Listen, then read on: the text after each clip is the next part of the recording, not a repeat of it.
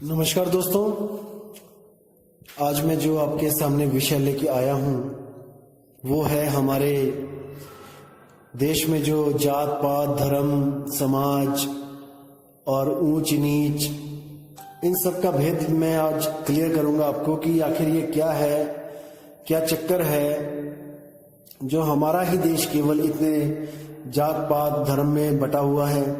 क्या दिक्कत क्या है, कहां पे दिक्कत है। तो दोस्तों, सबसे पहले मैं बात करूंगा उस समय की जब ये सृष्टि बनी ही थी। जब ये सृष्टि बनी थी दोस्तों, तब जो पहला जीव इस दुनिया में आया था वो सिंगल सेल बॉडी था, यानी एक कोशिका का जीव था।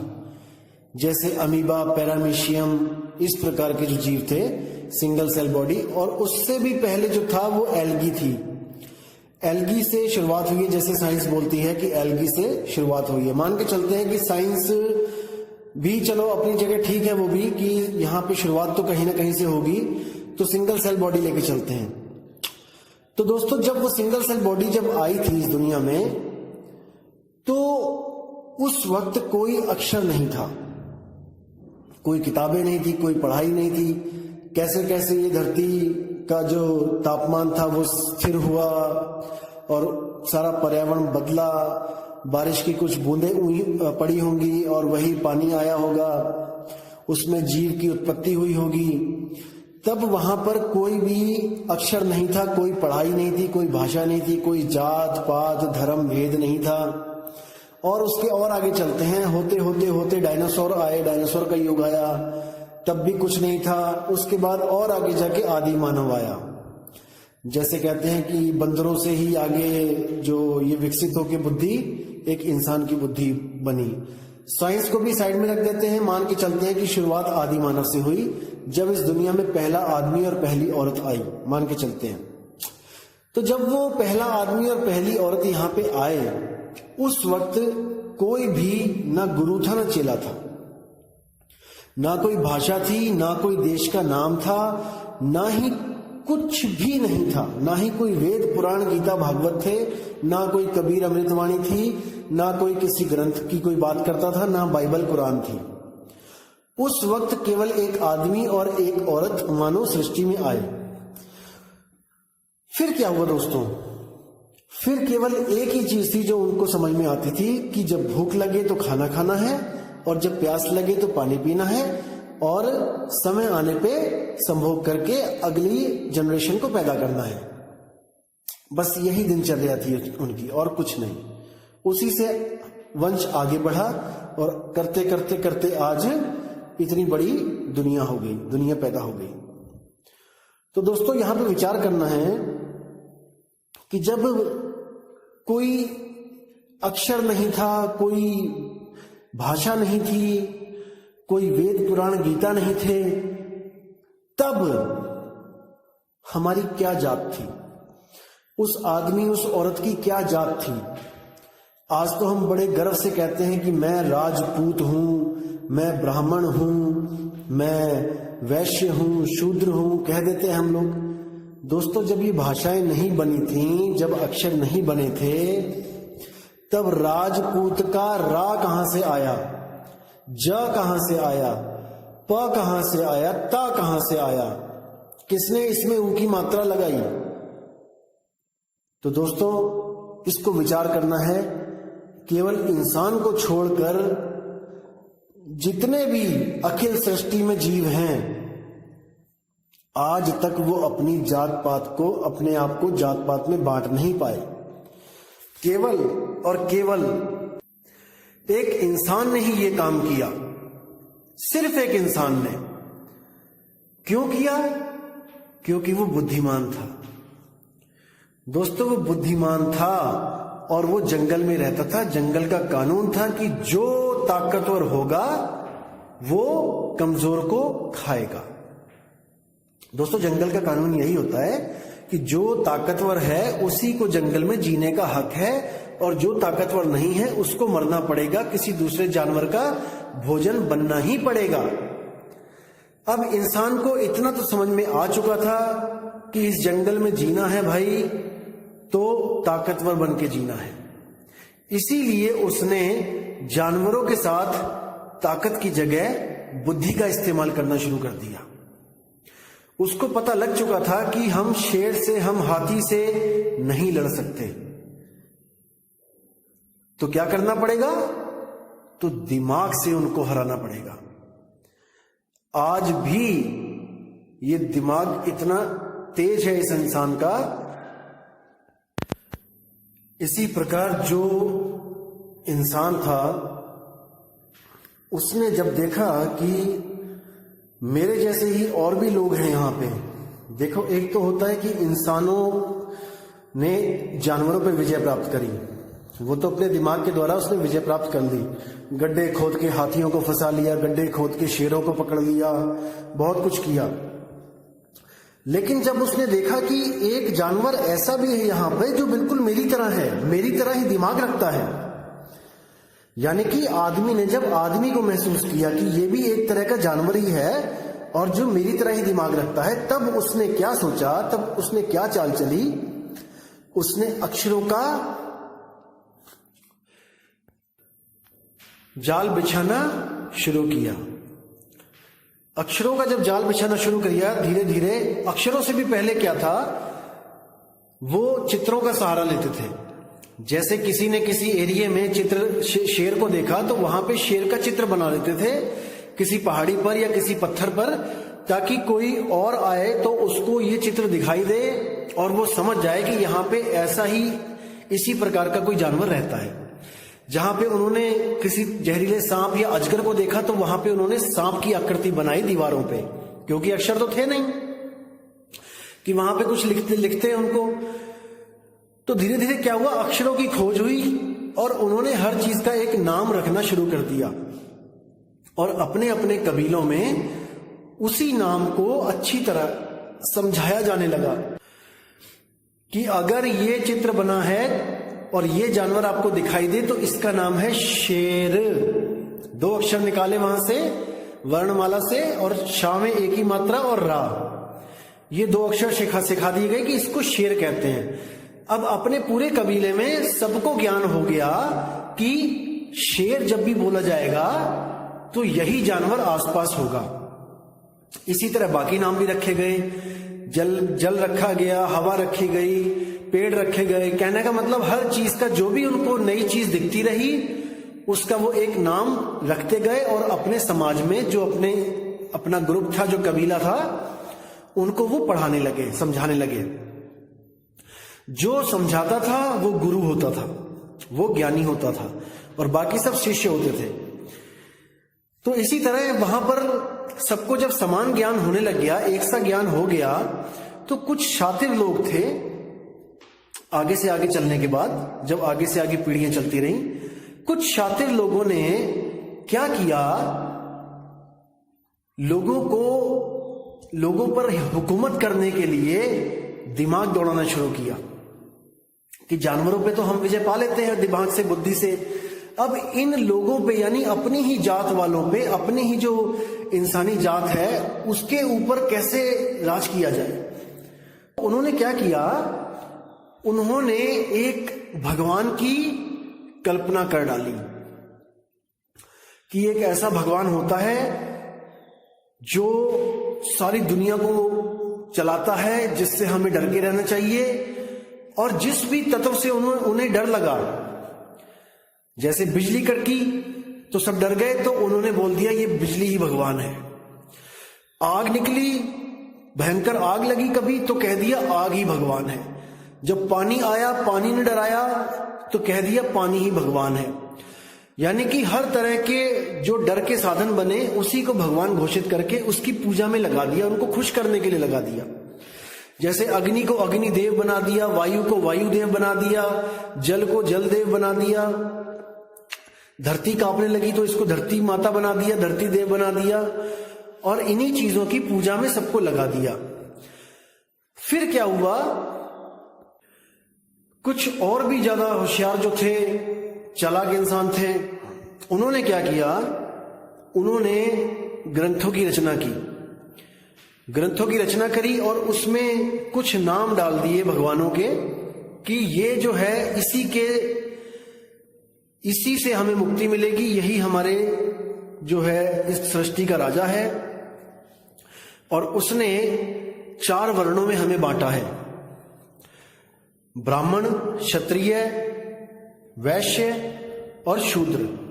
हमें 4 भागों में बांटा है, और उन लोगों ने खुद को सबसे ऊंची कैटेगरी ब्राह्मण में रखा कि हम ब्राह्मण हैं, और उसके बाद क्षत्रिय बनाए। क्षत्रिय जिसको रखा वो थोड़े तगड़े बंदे थे। तगड़े बंदे मतलब कि जो लड़ने झगड़ने में तेज थे, उनको क्षत्रिय बनाया। क्षत्रिय का मतलब होता है सैनिक, कमजोरों का कोई काम नहीं होता सैनिक में। और जो लोग अच्छी तरह दुकानदारी करना जानते थे, जो मोल भाव करना जानते थे, उनको रखा वैश्य में, यानी कि जो दुकानदारी करेंगे।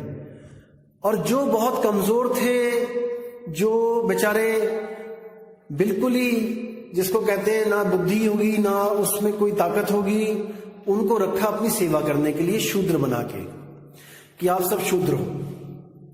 हालांकि ये बनाया गया था कर्मों के हिसाब से, कि जो बुद्धिमान होगा, जो ब्रह्म को जानेगा, जो परमात्मा की बातें करेगा, वो ब्राह्मण होगा, और जो ताकतवर होगा वो क्षत्रिय होगा, जिसमें युद्ध कौशल होगा, और जो दिमाग से तेज होगा दुकानदारी में, वो बानिया होगा, और जो कुछ भी नहीं कर सकता इन तीनों में से, वो हमारा सेवक होगा। यानी ऊपर की तीनों जातों का वो सेवक होगा। अब ये कर्मों के अनुसार बताया गया, लेकिन हमने क्या कर दिया, उन्हीं लोगों ने क्या कर दिया, इसको धर्म बना दिया, इसको जात बना दी। कर्मों को दोस्तों जात नहीं बना सकते। अगर कर्मों को जात बना दोगे तो गुड़गोबर हो जाएगा। जैसे कर्म होते हैं, जैसे कोई टीचर है हमारे स्कूल का, तो इस टीचर उसका कर्म है, टीचरी करना उसका कर्म है, पढ़ाना उसका कर्म है। अब अगर हम उसकी जात बना दें कि टीचर एक जात है और इसी जात वाले लोगों को अधिकार है कि वो स्कूल में पढ़ाएंगे, तो दोस्तों टीचर का जो बच्चा होगा, जरूरी नहीं कि वो भी टीचर की तरह बुद्धिमान होगा। वो 1 नंबर का लफंडर हो सकता है, 1 नंबर का नशेड़ी हो सकता है, 1 नंबर का महामूर्ख हो सकता है। तो हम उसको कभी टीचर एक्सेप्ट नहीं करेंगे किसी स्कूल में, ना अपने बच्चों का गुरु उसको एक्सेप्ट करेंगे।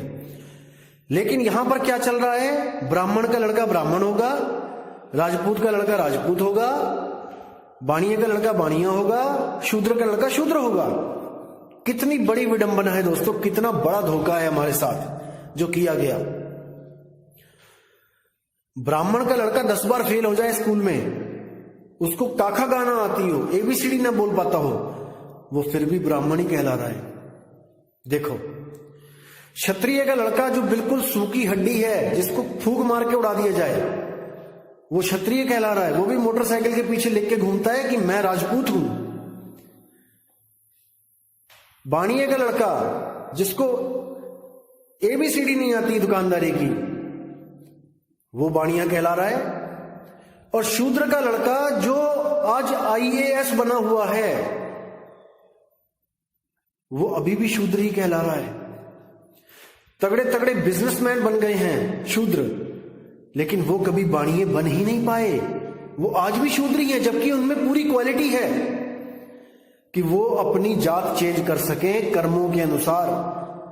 कितने शूद्र हैं जो आज भारत माता की रक्षा करते हैं, सरहदों पे खड़े होकर एक सैनिक का फर्ज निभाते हैं, लेकिन सैनिक होते हुए भी वो क्षत्रिय नहीं है। कितना बड़ा धोखा है हमारे साथ, और ये धोखा है केवल अक्षरों की वजह से।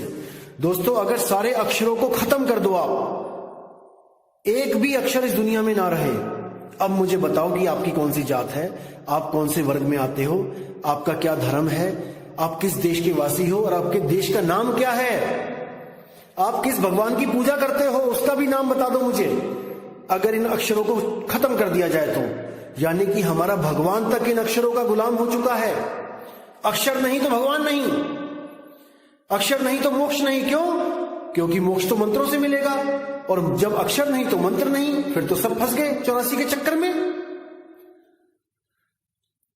मुझे मेल्स आती हैं कि भैया कुछ नहीं करने की जरूरत है, बस राम राम राम राम करते रहो और पार हो जाओगे। भाई तब आपका राम कहां था जब हिंदी भाषा के, संस्कृत भाषा के अक्षर भी नहीं बने थे?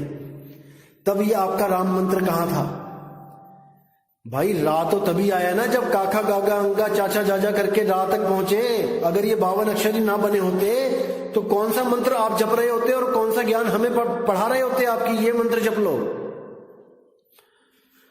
तो दोस्तों इसको समझना पड़ेगा। जब तक पानी का नाम नहीं था पानी, तब भी हमारी प्यास बुझती थी, हम पीते थे पानी। आज जानवरों को नहीं पता है कि पानी का नाम क्या है, फिर भी उनकी प्यास बुझती है। इसका मतलब वस्तु से प्यास बुझेगी, उसके नाम से नहीं। कबीर साहब ने वस्तु की बात करी है। वस्तु कहीं ढूंढे कहीं कैसे लागे हाथ, गुप्त वस्तु तब मिले जब भेदी लीजिए साथ। वो गुप्त वस्तु तब मिलेगी जब आपको एक भेदी सतगुरु मिल जाएगा, अन्यथा आप मंत्रों के चक्कर में सारा जीवन बर्बाद कर लोगे। अब कोई कहता है कि भगवान का नाम नहीं लेंगे तो भाव कैसे बनेगा? दोस्तों आप पानी को जहर समझ के पी लेना। आज पानी को पीना और सोचना कि मैं जहर पी रहा हूं, आपका भाव जहर की तरह हो जाएगा कि जहर पी रहा हूं मैं। दोस्तों तो क्या पानी आपका गला गीला नहीं करेगा? क्या आपकी प्यास नहीं बुझेगी? दोस्तों परमात्मा को आपके भाव की जरूरत नहीं है। परमात्मा को पाना है, वस्तु सही होनी चाहिए, भावों से कोई लेना देना नहीं होता। कई लोग कहते हैं धन्ना जट को पत्थर में मिल गया विश्वास के कारण।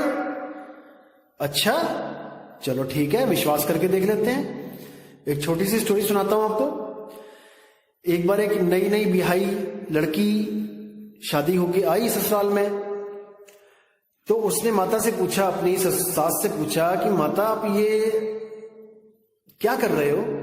माता क्या कर रही थी कि वो मटकी में जो मदानी डालते हैं जिससे हम दही से मक्खन निकालते हैं, वो डाल के उसको रिड़क रही थी, उसको चला रही थी। तो जो गुप्त थी वस्तु वो है मटकी में, दिख नहीं रही है। वो जो अंदर पड़ा है मटके में दिख नहीं रहा है, मटका दिख रहा है, ऊपर मदानी दिख रही है। तो उस लड़की ने पूछा माता ये क्या कर रही हो? तो माता ने क्या कहा कि मैं मक्खन निकाल रही हूं। तो उसने कहा ठीक है माता, मैं भी कल निकालूंगी। तो कहती है माता ठीक है निकाल लेना। अगला दिन बीतता है तो वो लड़की मटके पे मधानी रखती है और उसको रिड़कती है, रिड़कती रिड़कती रिड़कती 2 घंटे रिड़कती रहती है और उसमें कोई मक्खन ही नहीं निकलता है। तो माता कहती है क्या हुआ बेटी, इतनी देर हो गई, क्या कर रही है? कहती माता निकल ही नहीं रहा इसमें से मक्खन। तो कहती है ऐसे कैसे हो सकता है, दिखा मुझे। तो जब वो देखती है तो क्या देखती है कि उसने उसमें दही डाला ही नहीं है, उसने पानी डाल रखा है और पूरे विश्वास के साथ बैठी है कि जैसे माता ने मक्खन निकाला मेरा भी निकलेगा। पूरे विश्वास के साथ कर्म कर रही है वो। लेकिन दोस्तों पानी में मदानी मार के मक्खन नहीं निकलता है। तब माता ने वहां पर उसको बोला कि बेटी तेरी वस्तु गलत है, तू सही वस्तु पे कर्म नहीं कर रही है, तू सही वस्तु पर विधि नहीं, विधि तेरी ठीक है लेकिन तेरी वस्तु ही गलत है, इसलिए तू वस्तु को बदल। तो जब उसने वस्तु को बदला तब उससे वो मक्खन प्राप्त हुआ। यानी कि उसका विश्वास धरे का धरा रह गया अगर वस्तु गलत हो तो। इसलिए सत्य को आपके विश्वास से कोई फर्क नहीं पड़ता। अगर आप गलत नाम जप रहे हो और आपने पूरा विश्वास कर लिया है कि इससे मेरी मुक्ति हो जाएगी, तो सत्य को इससे कोई फर्क नहीं पड़ता, सत्य आपको नहीं मिलेगा। लेकिन आपने अगर सही वस्तु पकड़ ली है और आप उसका सिमरण कर रहे हो, तो इससे आपके विश्वास और ना विश्वास से कोई लेना देना नहीं। जिस चीज को आप कोशिश कर रहे हो वही चीज आपको प्राप्त होगी, उसमें कोई बदलाव नहीं होगा। जैसे आप बर्फ को ये मान के हाथ लगाओ कि ये आग है, ये गर्म है। दोस्तों छूने पर आपको ठंडी ही लगेगी, क्योंकि वो उसका स्वाभाविक गुण है। इसी तरह जो शब्द है वो आपको मुक्ति देगा अगर वो सच्चा शब्द हो। विश्वास से इसका कोई लेना देना नहीं होता। विश्वास तो केवल गुरु के ज्ञान पे किया जाता है, परख के द्वारा। शब्द को आपके विश्वास और ना विश्वास से कोई लेना देना नहीं है। अगर आप उसका सिमरण करोगे, उसको याद करोगे, तो भाई उसको प्राप्त करोगे, अगर वो सच्चा शब्द है तो। अगर वो सच्चा शब्द नहीं है तो पूरे विश्वास के साथ भी याद करोगे, तब भी वो आपको नहीं मिलने वाला। जो पाओगे, जो खोजोगे वही पाओगे। जिसका बीज बोओगे उसी का पेड़ आपको प्राप्त होगा। ऐसा नहीं हो सकता कि आपने बोया तो असत्य है और आपको प्राप्त सत्य हो जाए, ऐसा कभी नहीं हो सकता। कई लोग क्या कहते हैं कि भाई जाप तो करना पड़ेगा, अजपा जाप तो करना पड़ेगा, अनहद नाद तो सुनना पड़ेगा, तभी तो वो शब्द प्रकट होगा। अब देखो यहां पे भी आपको मैं क्लियर कर दूं, वो कहना चाहते हैं कि वो ये भी मानते हैं कि जाप, अजपा, अनहद ये तीनों नकली नाम है, असल नहीं है, ये झूठ है। लेकिन उनके गुरुओं ने उनको कितना दृढ़ कर रखा है कि बेटा झूठ करना पड़ेगा तभी तो सत्य मिलेगा। कितनी बड़ी चालाकी है उन गुरुओं की, जो ये कहते नहीं बेटा जपना पड़ेगा तभी तो वो मिलेगा सत्य। यानी कि आप मेहनत कर रहे हो नकली पे, मेहनत कर रहे हो झूठ पे, और आपको उसका फल दिखाया जा रहा है सच, कि सच मिल जाएगा झूठ को जाप करके। दोस्तों कभी नहीं मिलेगा, कभी नहीं मिलेगा। इसको दिमाग से निकाल दो कि जाप, अजपा, अनहद की जो नाद, इसको सुन के आपको वो शब्द मिलेगा, वो सच्चा शब्द आपको कभी नहीं मिलेगा। क्योंकि जो बोओगे वही पाओगे। बोया बीज बबूल का तो अम्बुआ कहां से पाए, नहीं मिलेगा, लिख के ले लो। तो दोस्तों ऐसे ही कई गुरु आपकी जिंदगी में आएंगे जो आपको गलत रास्ता दिखा के कहेंगे कि इस गलत रास्ते पे चलो तभी तो आपको मंजिल मिलेगी। दोस्तों गलत रास्ता गलत मंजिल की तरफ लेके जाता है, सही मंजिल की तरफ बिल्कुल भी लेके नहीं जा सकता। तो दोस्तों अब मैं आपसे विदा लेता हूं और अगली ऑडियो बहुत जल्दी आपको मैं भेजूंगा, और उसमें कुछ ऐसी बातें होंगी जो आपके अज्ञान के जो पर्दे हैं उनको खोल देंगी। और मुझे पता है जो विवेकी हंस हैं वो जाग चुके हैं। एक सत्संग बहुत होता है विवेकी को जगाने के लिए। एक सत्संग कैसे आपको बताता हूं मैं। कोयल होती है एक, कोयल क्या करती है, जब वो प्रेग्नेंट होती है तो वो कौवे का घोंसला ढूंढना शुरू कर देती है। वो अपना घोंसला कभी नहीं बनाती। आपने देखा होगा चिड़िया जब प्रेग्नेंट होती है तो अपने घोंसले को बनाने के लिए वो कहां कहां से घास फूस उठा के लेके आती है। लेकिन कोयल कभी ये काम नहीं करती। वो क्या करती है, वो देखती है कि कौवे ने घोंसला कहां कहां बना रखा है। तो जब वो प्रेग्नेंट होती है वो कौवे के घोंसले के आसपास दिन रात नजर रखती है, और जब उसको लगता है कि हाँ अब मैं अंडे दे सकती हूं, तो वो जाकर, जब कौवा नहीं होता है तो जाकर उसी के अंडों में अपने अंडे मिला देती है। तो क्या होता है दोस्तों, कोयल के अंडे और कौवे के अंडे दोनों सेम साइज के होते हैं, इसलिए कौवा समझ ही नहीं पाता है कि इसमें से मेरे तो 4 थे, ये 8 कैसे हो गए। बड़ी दुविधा में पड़ जाता है। अब उसको पता भी है कि कोयल के अंडे हैं, उसको पता होता है, क्योंकि उसके, अब जैसे मान के चलो हमारे 2 बच्चे हैं, 2 और आके मिल जाएंगे हमारे घर में, तो हमें तो पता ही है ना कि हमारे 2 थे 4 कैसे हो गए। इसी तरह कौवे को भी पता लग जाता है कि इसमें 4 अंडे कोयल के हैं, और उसके भी मन में विचार आता है कि मैं उन अंडों को फोड़ दूं। लेकिन सेम साइज, सेम कलर, सब कुछ सेम होने की वजह से वो डरता है कि कहीं गलती से मैं अपने अंडे ना फोड़ दूं। इसलिए अब जहां 4 अंडे सेने होते हैं उसको गर्मी देनी होती है, अब बेचारा 4 को देती है जो कौवी होती है। अब 4 को सेती है, उसके बाद इंतजार करती है कि जब बच्चे निकलेंगे तब मार दूंगी मैं, जो कोयल के बच्चे हैं उनको। अब जब कोयल के बच्चे होते हैं तो क्या होता है, तो कौवा फिर देखता है कि अब जो बच्चे पैदा हुए हैं वो भी कलर सेम, साइज सेम, सब कुछ सेम, और उन बोल तो सकते नहीं होते बच्चे, बस मुंह खोलते हैं खाने के लिए। बड़ी दुविधा में पड़ जाता है कि यार अब मेरे बच्चे कौन से हैं, इसमें किसको मारूं मैं। अब क्या होता है, अब बेचारा जहां 4 बच्चों को पालना होता है वहां 8 को पालता है, ला ला के कीड़े मकोड़े खिलाना शुरू करता है उसको। अब बेचारा जहां 4 चक्कर लगेंगे वहां 8 लग रहे हैं, बड़ी मुसीबत, क्या किया जाए। तो कहता है कोई बात नहीं, थोड़े और बड़े हो जाए फिर बताता हूं इनको। धीरे धीरे वो बड़े होने लगते हैं और कौवा उनको उड़ना सिखाने लग जाता है।